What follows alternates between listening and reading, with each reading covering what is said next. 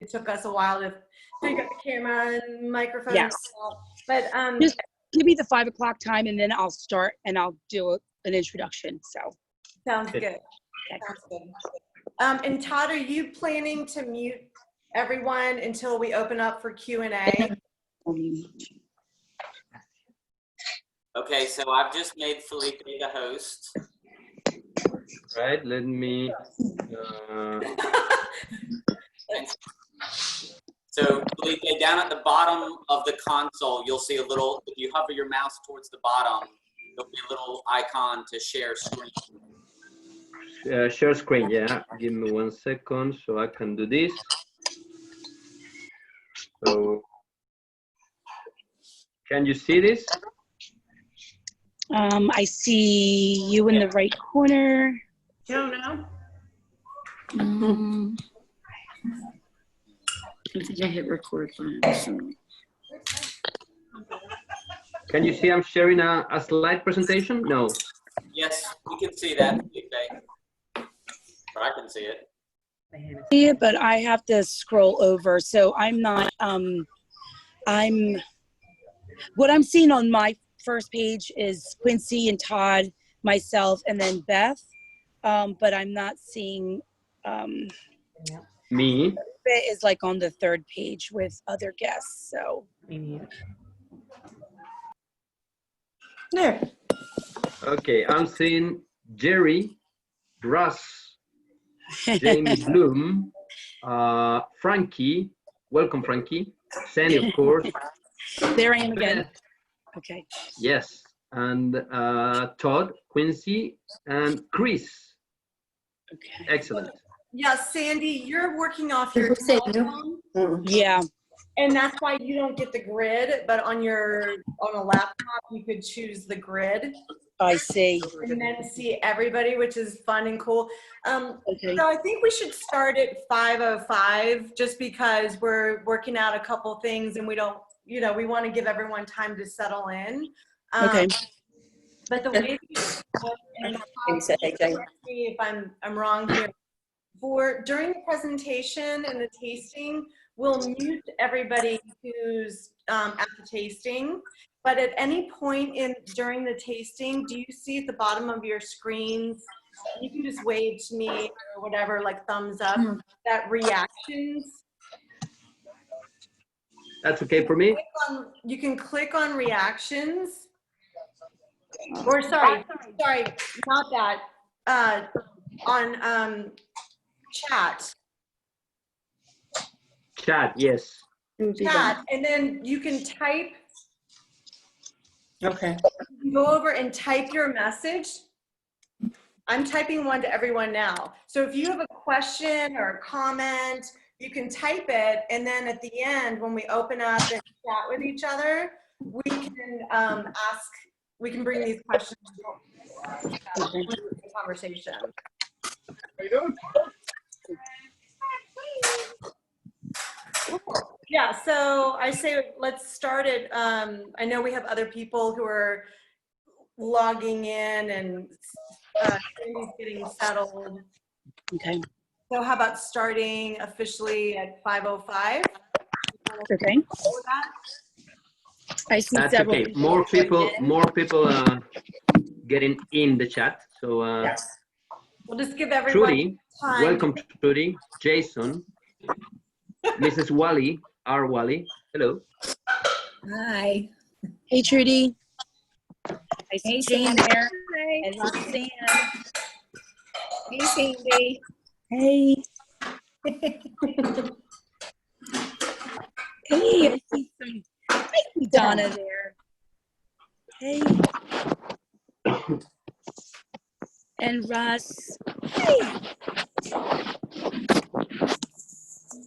I see the Skidmores. And Gary. Gosh, thanks guys for all being here. So I can see Michelle is new now. Hello, Michelle. Hello, Hey. Michelle. Hello. Cool, yeah. Good, nice to meet you. Everybody needs a reason to smile these days, right? Absolutely. Smile, Mom. together, and how cool is it that we're all in the same, we're at the exact same time as Felipe in Chile. That again, Quincy, sorry? That we're at the exact same time as you are. Oh, we are, yeah, right. 5 o'clock, 5:01 here, 5:01. by the way. In the middle of confinement in Chile. We're all in it together. So if you're just joining us, I'm suggesting that if you would like to follow with a map, pull it up on your phone. I know Felipe has some visuals for us, but you know, it's always nice to have one in your hand if you want to follow along. Or I have my book, Joseph Robinson. I love this is like my wine Bible, the wine atlas. You see my map? I see it. Yes, It's so cool. that's a good one. Big. I got an easier map, which I put in a sort of presentation, so we can revisit that as many times as needed. So don't worry. Awesome. Thank you, Felipe.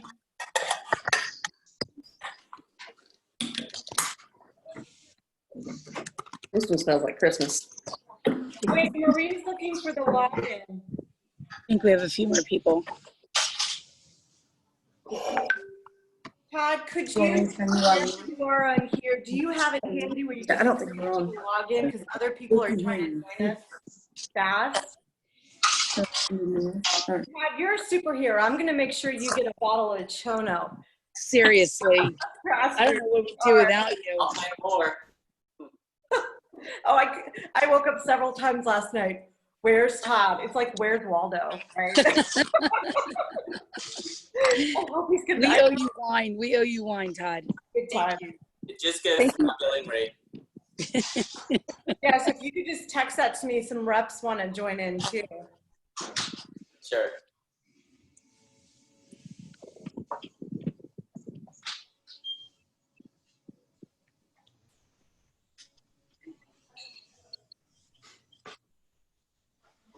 If you want to give me the time, let me know. We can start. I'm sure some other people will join in after. Yeah, Maybe they're 5:05. I'm thinking 5:05, and then we can go till like 5:40. And if you Okay. need to go to the register, Sandy, you know, everybody understands. Yes. Okay, cool. Thanks, Todd.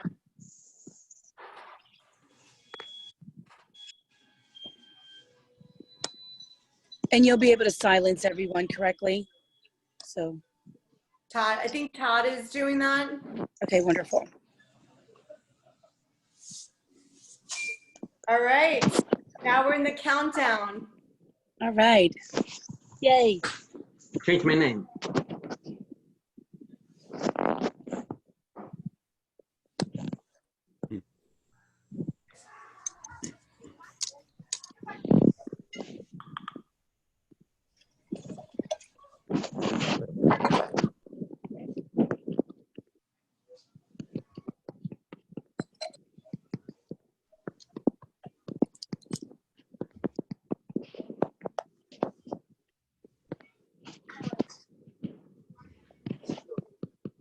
This is so fun to see everybody together. Yeah, we have a lot of guests joining. Let's see.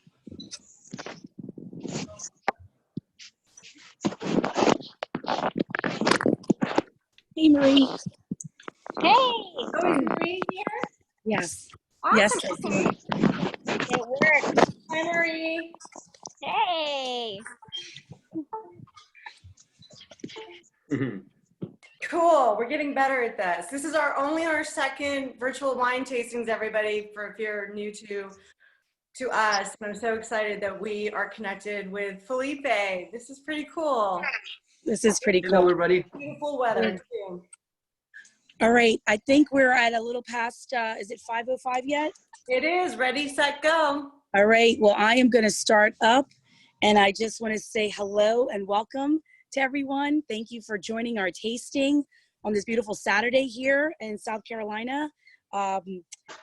We are we're doing something different. So, you know, we're doing a virtual tasting. We always have live tastings here at the store. I mean, actual real tastings in the store with our public. But today we have our guest joining us here on a virtual tasting. My name is Sandy Merlino.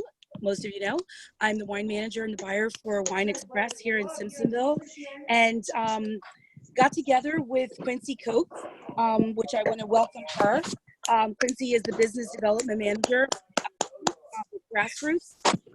So we partnered up together on doing a virtual tasting, bringing something fun to everyone, bringing everyone back together, bringing our community together, and putting, as Quincy said, glass in their hands and a smile on their face. And I think we're doing that. So I'm super excited. I know we have Marie with us. She's watching in with us. She helped lead the tasting the other day. And Marie is the sales manager, the South Carolina sales manager for Grassroots. Todd Francis, thank you so much. He's our marketing manager for Wine Express, and he got all of this together, all of the technical stuff, because I have no idea about technical stuff. I would screw it up. But anyway, without any further word, I want to just go ahead and say hello and welcome to Felipe Bravo from Chile. You're here with Chono Winery. You're the international winery rep for Chono, and I'm super excited and thrilled that you're here with us and you can speak to us about the wines and talk to our customers.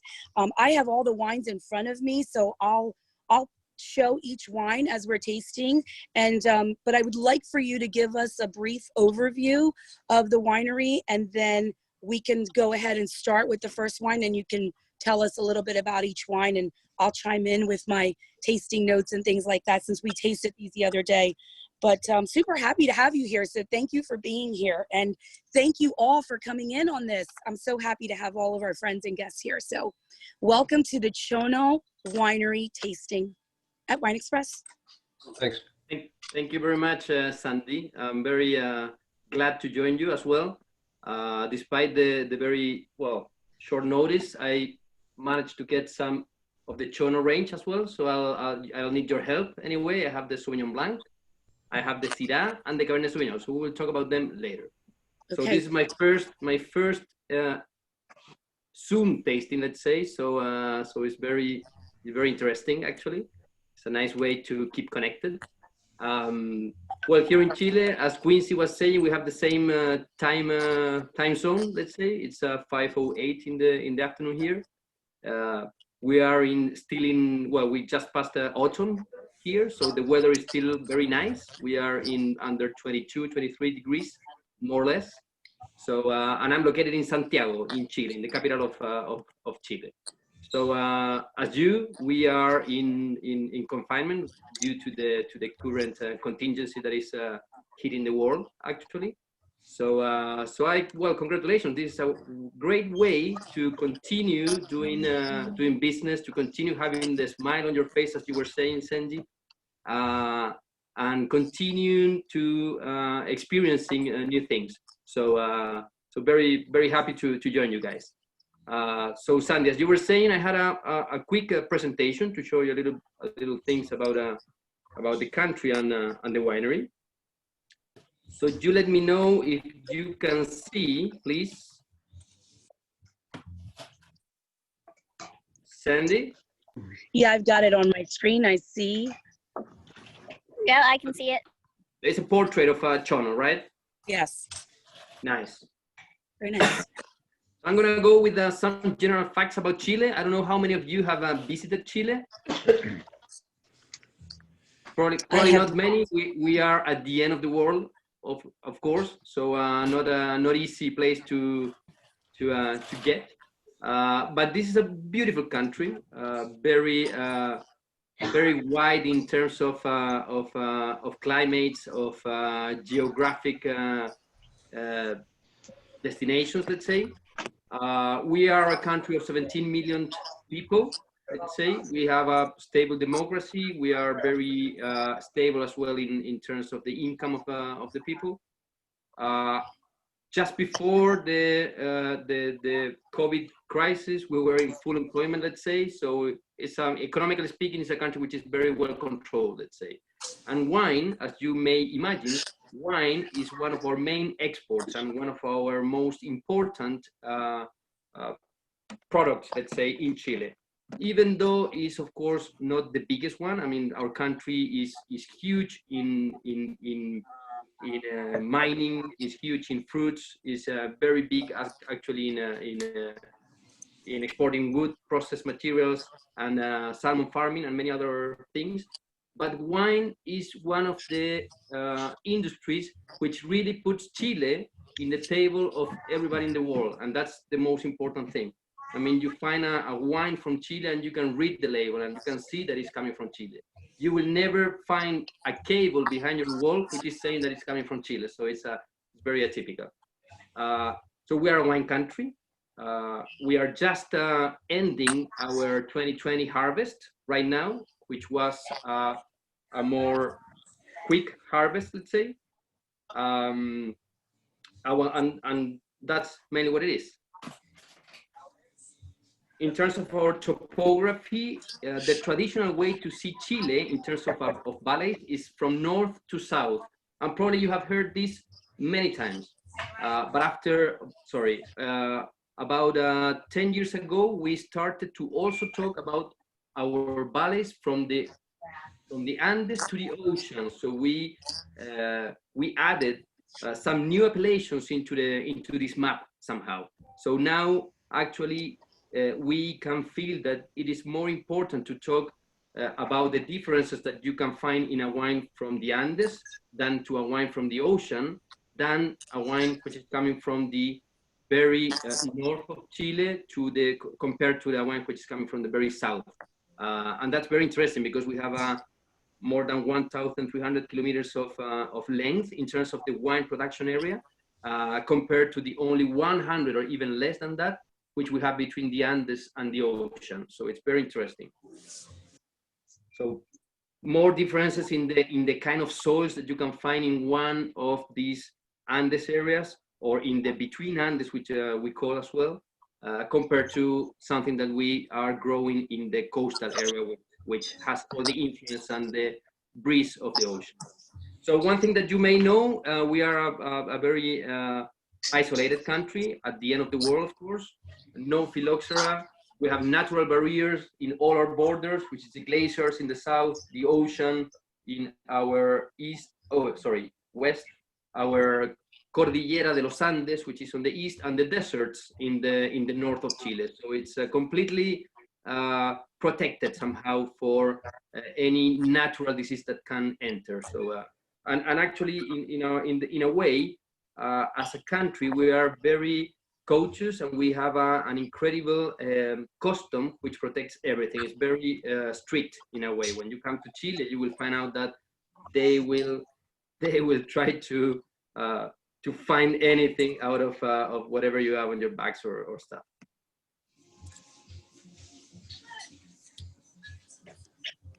So that's a little bit more of the profile of the difference in terms of altitude, starting from the Andes, as you can see, where we have the main peaks are above 7,000 meters above sea level, more or less, in the Aconcagua, closer to 8 actually, and going all the way down to the Pacific Ocean, where you find all the ocean breeze. So in terms of the map, I think this is interesting. As we were saying, we are in the, let's say, doing the parallel, of course.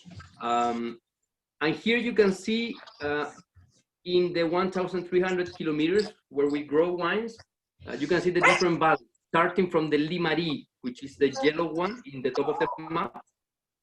Can you see that? Yes. I am not seeing that. I don't know why, but I'm not. Sandy? I'm not seeing it, no. Yeah, there's a map in the screen, and you see Limarí, which is the one on the top. Let's see. Okay. I see it. We see it. Good. Excellent. And this map is quite interesting, because later when we are going to taste some of the wines, there it is. you will go and recognize some of the valleys where we are located and the differences between each of them. Okay. So going through from north to south, you find Aconcagua, which is also very, very popular in Chile. Casablanca, which is also very important for white varieties. San Antonio, the Maipo Valley, which is quite famous for the Cabernets. Then you have Cachapoal and Colchagua, famous for Carmeners as well. Curicó and Maule, which are the more where the most volume of Chile is coming from. And the new discoveries, or where all wineries we are trying to go and try to hunt a little bit southern now, finding new appellations and new typicity on the different wines. We are going all to Itata and Bio Bio somehow, which is becoming quite important for the Chilean industry as well. Okay, so through this map, also I want to show you that what I was telling you, 1,300 kilometers from north to south, but only probably 90, 100 kilometers from east to west. So it's quite a difference between our geographic situation. Thank you for sharing that. Sorry? I said thank you for sharing that map. That's quite helpful. Not to worry, and we can return to the map every time while we are tasting, okay? Because I think it's important that you can recognize where the different grapes and wines are coming from. At the end, the Chono line that you will find out later, what we're trying to do is reflect the best possible the origin where we are growing and where we are harvesting the wines, okay? So it's quite important, and part of the differences, despite the varieties, is of course coming from the origin, from the place where we are growing the wines. So in terms of the company, as I said, you were saying, yes, Chono belongs to Top Wine Group, which is a wine company, let's say, which basically owns 4 important brands. One is, of course, Chono. The other one is Sutil, which is more the traditional winery, let's say, traditional brand, which belongs to the family, to the Sutil family, actually. Then we have La Playa, which is more retail oriented, more straight to the shelf, let's say. Then we have Rayun, which you may know as well. So all these brands belong to Top Wine Group, which is the company that I manage. I'm the general manager of Top Wine Group, and everything started on the year 1990 when Juan Sutil founded the vineyard, Sutil Vineyard, in the Colchagua Valley. So our main facility is in Colchagua. Colchagua, as we were seeing in the map before, that I'm going to return a little bit, is in the light green.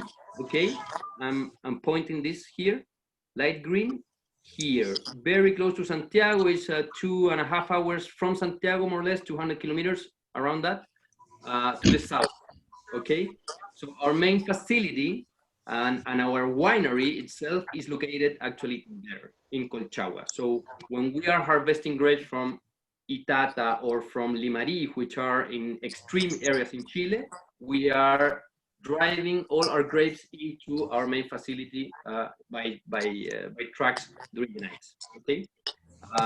So in the year 1988, Diego Garcia La Huerta started as the first winemaker of the company and started doing the wines. Diego is part of the family. Diego Garcia La Huerta Sutil.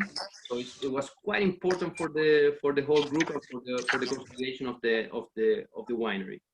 So in the year 2000, we had the first harvest in the winery in Colchagua, as we were saying, and then a series of plantations started from the year 2000 in Limarí.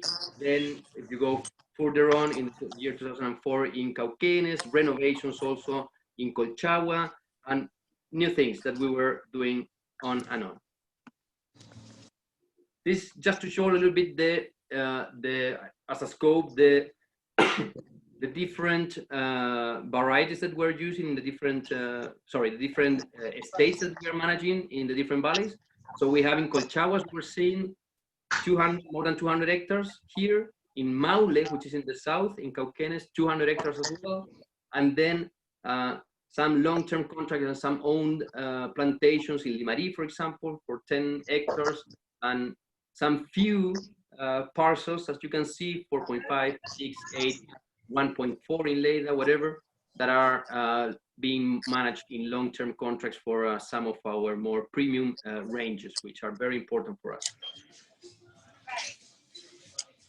So in terms of management of the vineyards, we are working with Rodrigo Serrano, which is a rock star in the industry. Rodrigo is working with the company almost since the beginning, which is quite important because he knows everything and all the different aspects and the yields and results that the different vineyards have been given to us.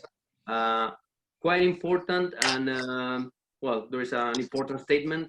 He always believed that the most important thing is to be respectful for what we are taking and to try to let them express the area where the grapes are coming from. So it's very important, and I think the knowledge and the time that Rodrigo's been with us is very valuable for us, and it's an asset completely in terms of knowing the different states that we have.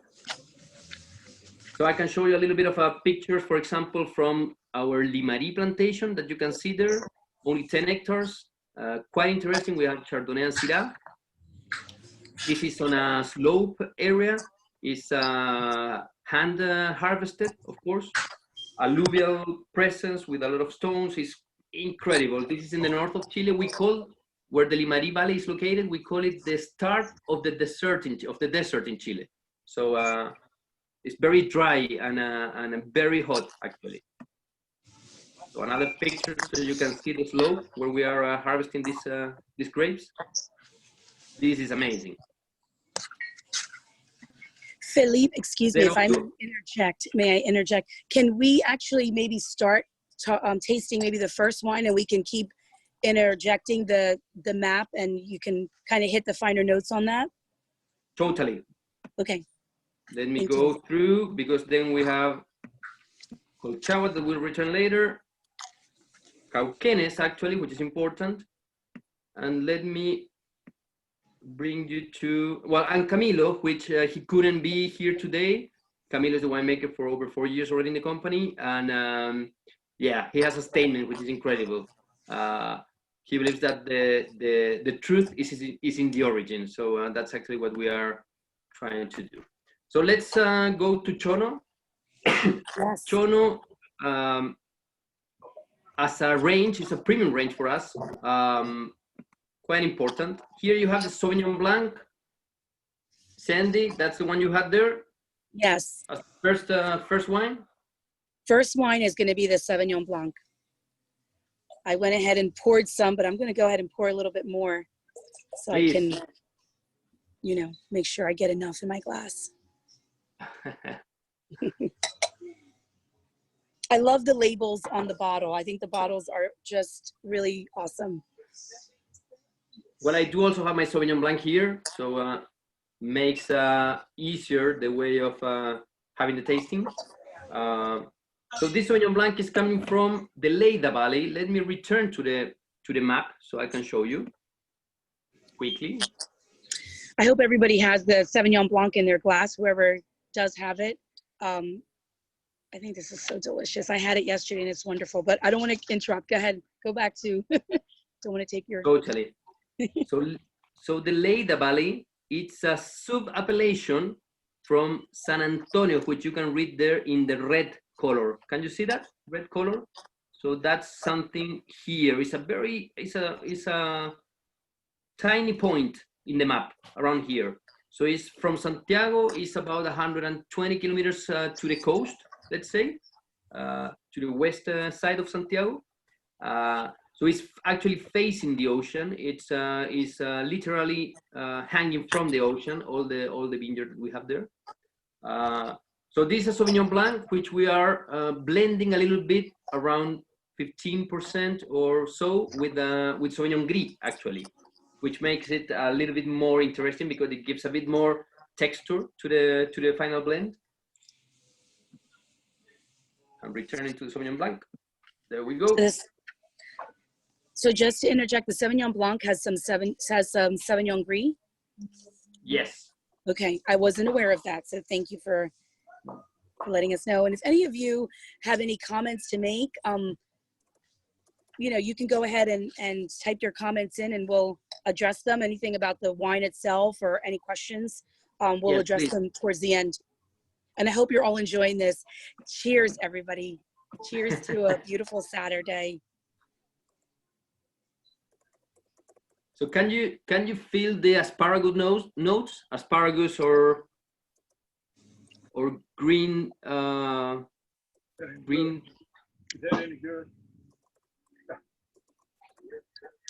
I can. There is some asparagus like and vegetal notes to it for sure. But I do pick up Some veggie notes. yeah, some definite vegetal notes.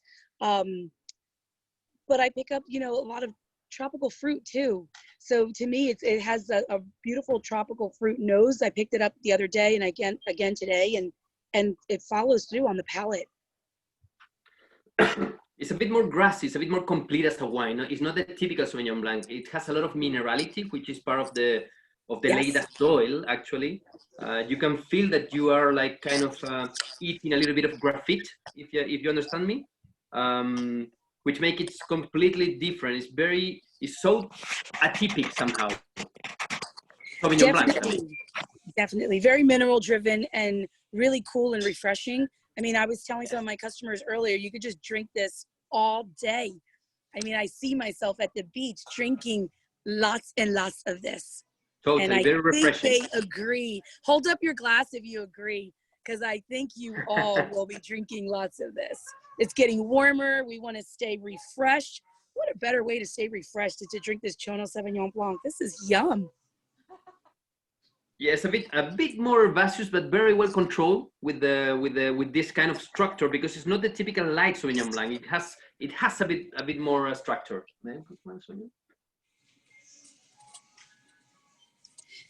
It absolutely does. Not as tart though as New Zealand Sauvignon Blanc, which I had mentioned on Thursday. It's balanced really, really well, but I love the minerality to it. Just really crisp and cool. I love it. It's delicious. I hope everybody's enjoying it. And hope everybody comes back to buy more, because I have more for you. Lots more at the right price too. That's great. I do have all the wines open. Should we go ahead and move on to the Chardonnay? Totally. Next one is Chardonnay. Can you see that? Okay, so I'm going to hold up the bottle. So whoever has it, and I know many of you do, here's the Chardonnay. And I can't wait for you to talk about the Chardonnay a little bit, because I found it to be quite interesting when I tasted it the other day, because it's not typical to a lot of like California Sauvignon Blancs. But I'm not going to steal it. You go ahead, and then I'll chime on it. Not to worry. Let me start showing you the map again, because I think it's quite interesting that you understand exactly where the Chardonnay is coming from. So if you read on the blue part of the map, on the bottom part, the Itata Valley. Can you follow me? Itata. So then you will find a small city called Chillán. So a little bit southern to that place, more in the Andes area, is our location for this wine. Okay. I guess you could go and buy the wine, and I'm going to listen to where this wine is going on. It's on Zoom. It's on Zoom. Welcome. I could do it on my laptop. I don't see the map anymore. I don't have the map, but that's okay. Chono. Okay, it's on the south of Chile. It's one of these kind of new areas in Chile, which is becoming very interesting. Also due to the global overwarming.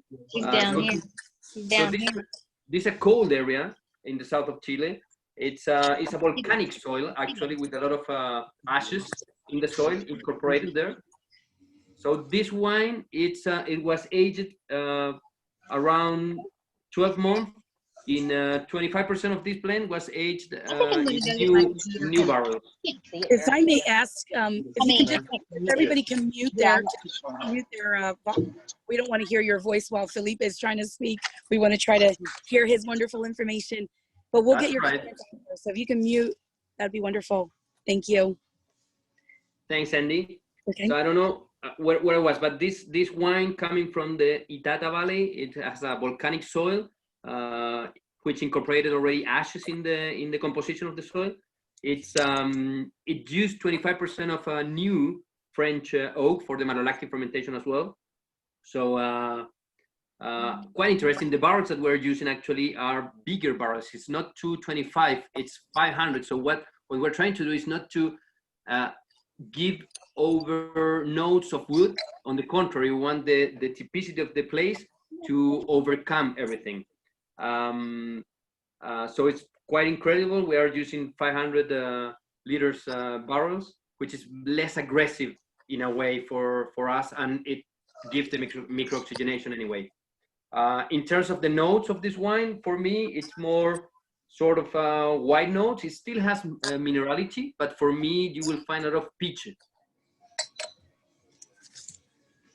And there is a typical Chilean fruit, which is called membrillo, which I was trying to translate earlier. And there's something called quince. That something that makes sense for you, Senji? Yes. Yes. Okay, good. Because it's not very typical, but it's quince is a typical describer in Chile for this kind of Chardonnays, actually. So it also has some floral notes on the final touch, let's say. And of course, the texture and in the mouth gives this battery, let's say, kind of taste, which is incredible. Make it more jealousy, let's say, in your mouth.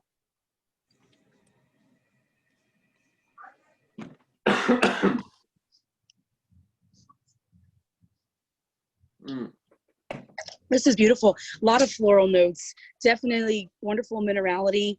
I do pick up a little bit of like a peach, like peachy tones to it. It's delicious, and yet it's not heavy. It's not dense. And I had mentioned the other day that the alcohol content's about 14%, but it doesn't feel like that. It's not very heavy. It still feels really fresh and crisp. And I just think it is very crisp, really, really refreshing. I know some people really like kind of the heavy oaky buttery. This is not that style, but I think that they will find wonderful qualities about this wine because it is very balanced and it is just absolutely delicious. And I thought it was perfect for our holidays this weekend, for Easter with ham. I just think it would be a wonderful accompaniment. So I hope everybody is enjoying it, and we'll put it on their table tomorrow, because I think it's fabulous. It's a great one, and as you're saying, Sandy, it's not very aggressive in terms of the use of oak, and I think that's it's very important in order to keep balance in what you are trying to find out of a Chardonnay, with the complexity that you are always trying to get as well in a more premium Chardonnay. So it's beautiful. Absolutely beautiful.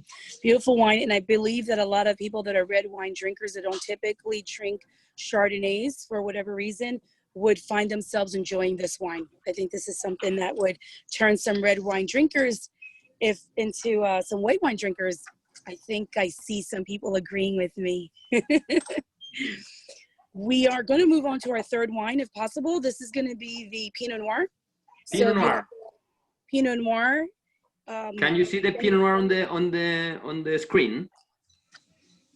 I believe people can. I don't know if they can. Okay. Anyway, I'll go back into the map again. We could. So you can. Sorry. We could see the Pinot Noir on the screen. Right. So it's only Sandy who is not seeing the complete screen. Yeah, then. it's me. Right. That's fine. So if you see. Sorry, Felipe. Sandy's working off her phone. Okay, I understand. All right. So our Pinot Noir is coming from the Casablanca Valley, which you can see on a black spot in the map, very close to Santiago, actually. It's around an hour or even less driving. So we are there in a very cold area. We are located in the slopes, which are in the coastal range of Casablanca, actually. So very interesting. Here you will find a bit more clay on the soils, which gives this typical character, not typical, but a more typical character of a normal Pinot Noir, let's say. And it's gonna give us more the character of the red fruit. Let me return to the Pinot Noir. There we go. There we go. Yeah.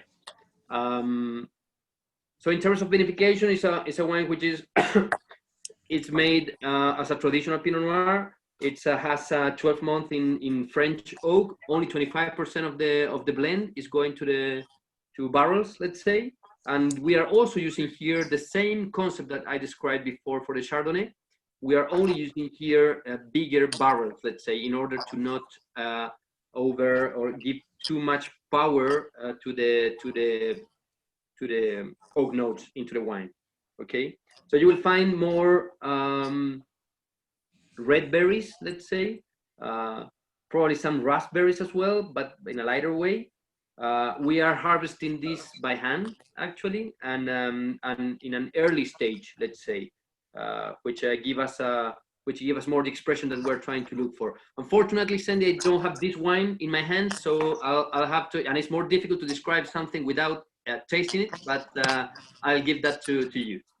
Absolutely. So we tasted this Thursday, and I'm tasting it again.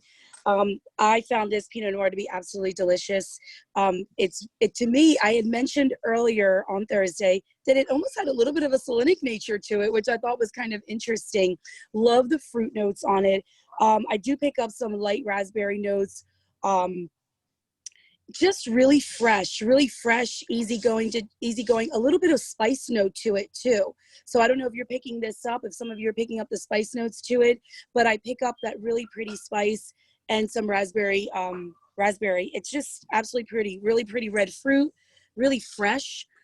Again, another wonderful wine that'll go well with your ham or lamb. It's very what I found out on my latest notes when I tasted this wine a few weeks ago. Very aromatic, actually, and as you were describing, raspberry for me, and the red the guinda, which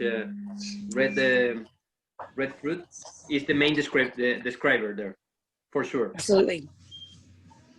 Absolutely. This Pinot Noir over delivers, for sure. Over delivers for its price. I have the opportunity to drink a lot of wine and a lot of Pinot Noir, and this is definitely going to stay in my house all the time because I think this is a beautiful Pinot Noir at the right price. I mean, I've drank a lot of Pinot Noirs that are double the price point of this, and this is so beautiful. So I'm really glad to have this in my glass, and I hope you all are too. Just lovely. I'm just going to stop and say real quickly, now that we're at 3 wines, none of these wines are over $12. They are literally at our store $10.99 a piece, and the Pinot Noir is $11.99. So what value to drink wines of this quality at these prices? I mean, you can drink a lot of this, cases of this, and we do a case discount too, which a lot of you know. You get 11% off on those bottles. So don't be shy. I can definitely stock you up nicely. We got to drink happily. All right, so we are done with the Pinot Noir. I say let's move on to the Carmenere. That's the one is coming next. Yes. Do you know, Sandy, what does Chono means? Chono means, wait, is this the name? I thought I already got the information before. I don't want to cheat, but is this Don't worry, it's indigenous name for? It's an indigenous tribes which were located and inhabited in the south of Chile from the sea area, which is next to the Patagonia, which is well known now as Patagonia, years, centuries ago, of course. And the important thing of the name is that Chono were nomads. And actually, that's what we're doing by picking up different grapes from different varieties somehow. You understand? Absolutely. So after saying that, I'm going to go to the Carmenere, which is actually coming from another valley of the ones that I have shown to you. So this Carmenere is coming from Colchagua in our own estate in San Jorge, which is where our winery is located, actually. In the heart of Colchagua. Colchagua is a very famous valley, is the heart of the tourism, of wine tourism in Chile, actually. So it's quite interesting. And there's where the Carmenere is growing the best, let's say. So this is something that we have for on a state of more than 25 years actually. Let me return to the, there we go, to the technical sheet. So so this Carmenere is, as I was saying, in our own estate. We have a little bit of Petit Verdot in the blend as well, 4%, just to give it a bit more structure, a bit more tannin. As you know, Carmenere is a very spicy variety, a bit more green somehow. But with that in hand, the Petit Verdot can control much more the structure. And when you are able to do a nice Carmenere, I mean, you will never leave it from your table actually. So we are vinificating this wine, and we are keeping it for 18 months in French and American oak. Actually, the American oak gives more sweet notes actually to the wine, so we have a small portion, 20%, in the American oak. And the main notes that you will find, and as you can swipe with me or smell with me, it's black pepper for me. Black pepper is definitely the main descriptor of this wine. Absolutely. Definitely black pepper. Definitely a lot of blackberry, dark plum. It's got some chocolate notes for me as well. This is absolutely delicious. I love this wine. I think it'd just be perfect for barbecue. I mentioned that the other day as well. What a perfect barbecue wine. Absolutely just delicious, and with a little chill on it too. I chilled it for about 10 minutes just to bring some of that fruit up. I opened it up ahead of time, but then I went ahead and chilled it, and I thought that did it quite the justice. If anybody has any comments to make, or want to make any comments about their what they're tasting, or anything at all, please go ahead and type in some comments. We'd love to hear what you have to say or what you think about these wines.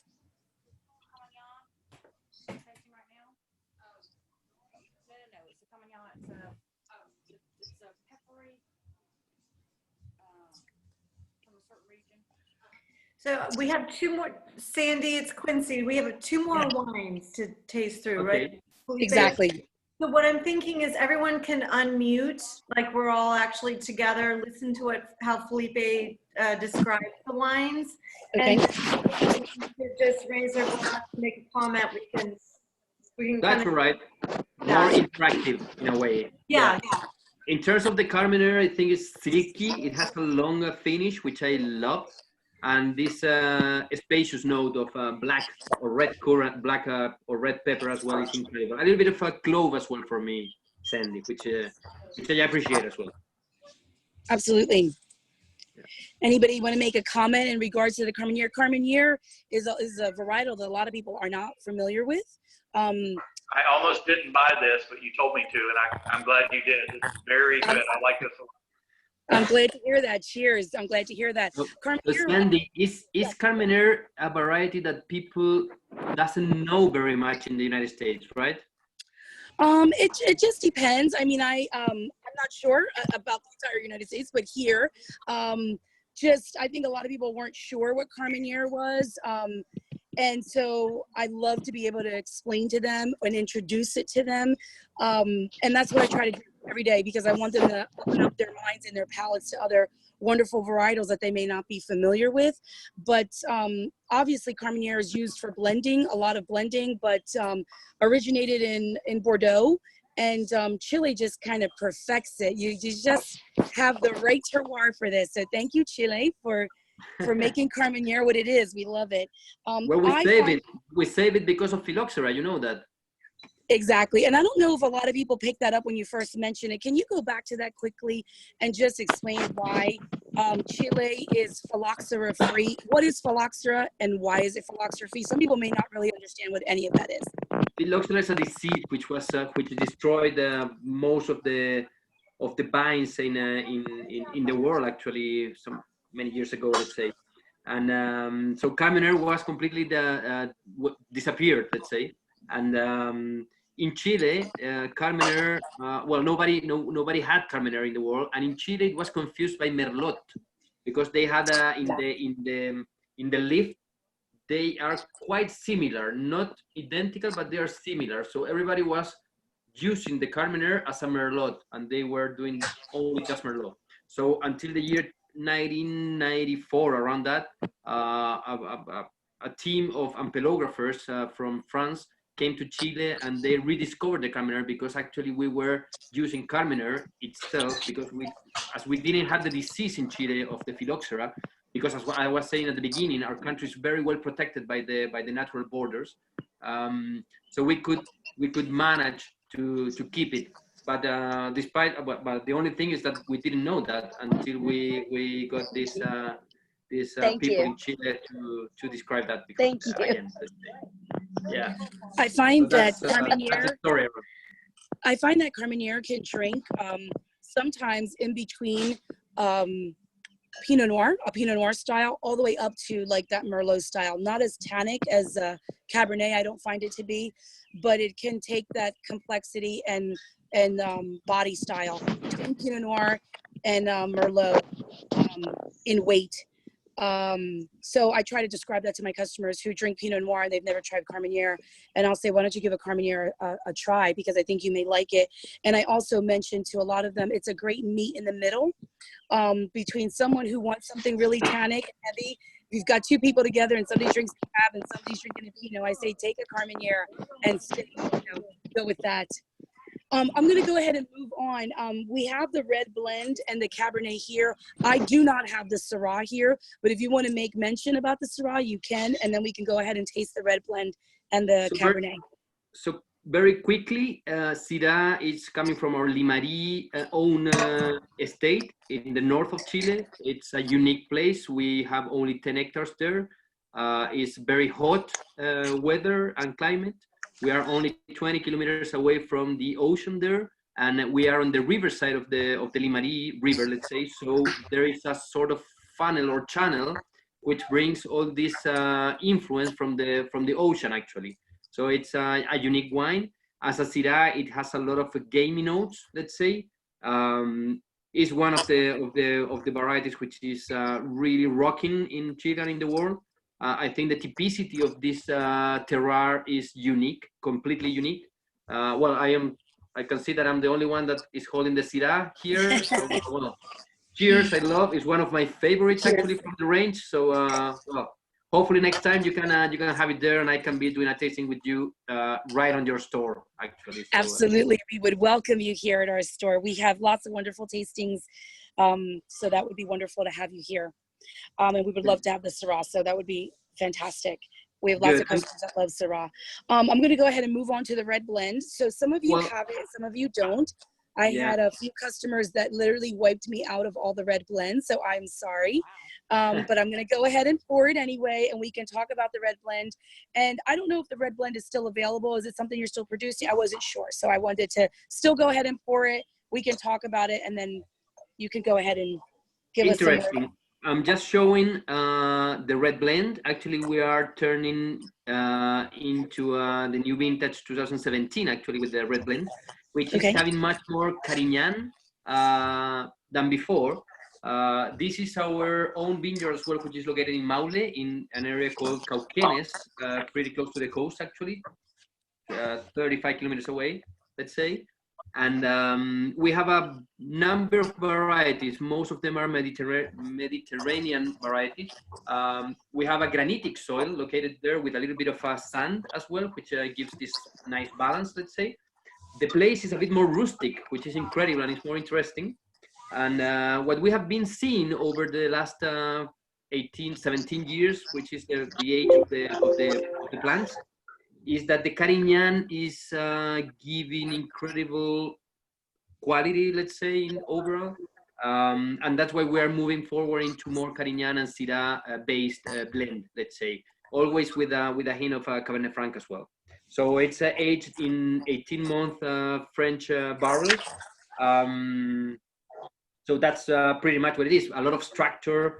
Tannins are more rustic as well, as you can see, which reflects what is the place where we are growing the wines. So it's quite interesting. Well, I'm very happy that you like this wine, and you will be able to find a new vintage, let's say, with some renowned varieties. Yeah, I'll be looking forward to trying the the next blend, the next vintage with the new blend. This one has 40% Cabernet, followed by Carignan, Garnacha, Petit Verdot, and Tempranillo. It's quite meaty for a red blend. I thought it had a lot going on there. So I was really impressed. And apparently some of my customers too, because they completely wiped me out. So I don't have any more, but I have this bottle, which I will continue to enjoy on my own. Let's go ahead and move on to the Cabernet. That's going to be our last wine that we have. And so we're going to go ahead and pour the Cabernet. So let me return quickly to the map again, last time. Okay. So I'm gonna show you guys where the blend is coming from. Maule Valley, as you can see there, the purple color valley, and we are located somewhere around here where my pointer is located. Okay. And for the Cabernet Sauvignon, as we are at Chono range, we can move all around Chile. And with the Cabernet Sauvignon, we're going back to the Maipo Valley, which is actually where Santiago is located, the capital city of Chile, right here. And this Cabernet Sauvignon is coming particularly from the Andes area, let's say here, somewhere here, around here, with a more alluvial soil, a lot of rounded stones, some clay as well surrounding this kind of stones. The wine is a bit more elegant. It's the typicity of the Maipo Valley actually. Tannins, they have a lot of tannins, but they are more tiny tannins actually. So it's a more vertical wine, and you will find more black fruit in the notes. Completely black fruit with ripe plums. Strawberries is the typical describer here, but it's a wine which is robust, is long. Well, it's a nice wine. 18 months in French oak as well. First and second use. So I had opened up this Cabernet ahead of time prior to tasting, just to let it open up. And I thought that the tannins were really well integrated. I loved some of the chocolate undertones that I picked up on it, some of the dark fruit. To me, it was like a high medium, almost full-bodied cab, but definitely a cab that you can take into the summer. For many of us cab lovers, sometimes even some of our favorite cabs can be a little bit too much in the middle of the heat and in the summer. And I think that this cab will definitely sustain us through the summer. So I definitely think that we'll make a lot of lovers out of this cab, because this is delicious, and it's not overly tannic. It's tannic, but I let it open up and breathe, and it just kind of leveled out. It's really quite lovely. So cheers to all of you that love Cabernet out there. I'm sure you're enjoying this like I am. Cheers to everybody. Todd, I'm gonna stop sharing so you can get control back. Cheers. Fantastic presentation. Absolutely. Cheers. Felipe, thank you so much for being here, for joining us today live from Chile. This is so very cheers. And thank you to all of you that joined in, friends and guests of Wine Express. Thank you, Todd, and thank you, Quincy, for being here, and for Marie. I appreciate it. All of these wines are available. They've been on our shelves since we opened. We've actually carried Chono since day one, and we're happy to support Chono wines.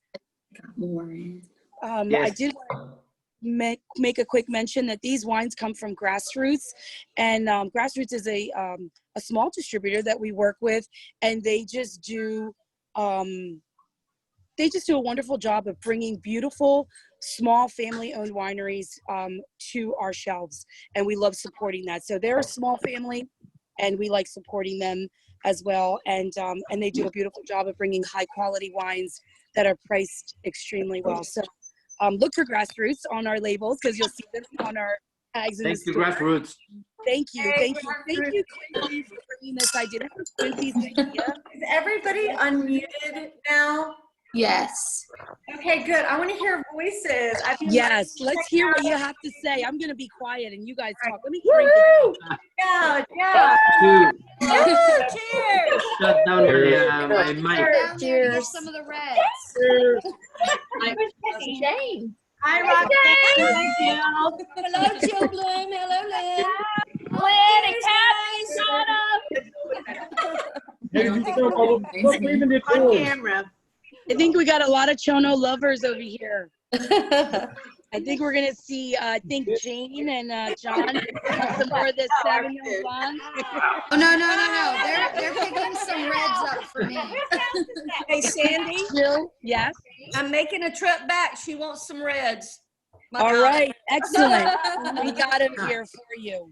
So Chono's the first white wines I've liked so far. Let me just plug another little thing here real quick. So if you come to the store, because we will change our table every week, the Chono wines are in the South American section.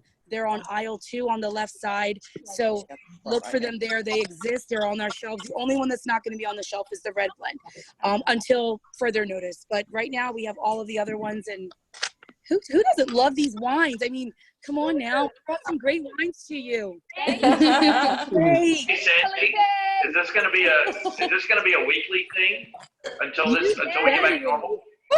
Absolutely. I don't want you to try. I want you to always be well quenched. What's next week's?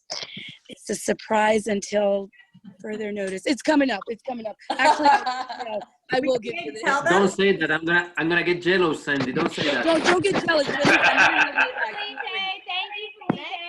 thank you. Yes, let's put our glass to Felipe and say muchas gracias.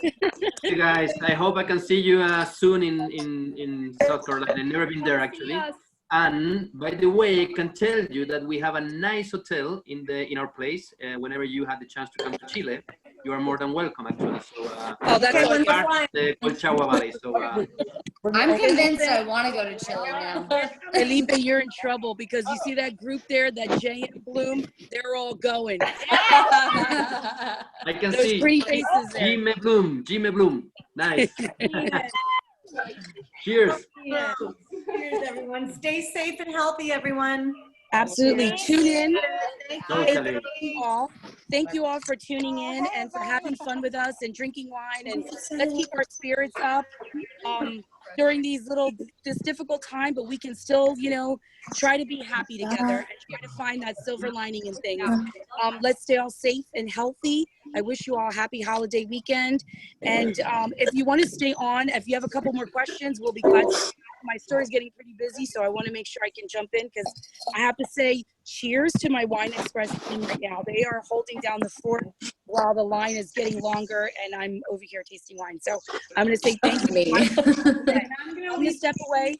Thank you. Happy Easter, everyone. Bye. Thank you. Bye. We'll see you for the Boone's Farm tasting next week. Excellent, Bruce.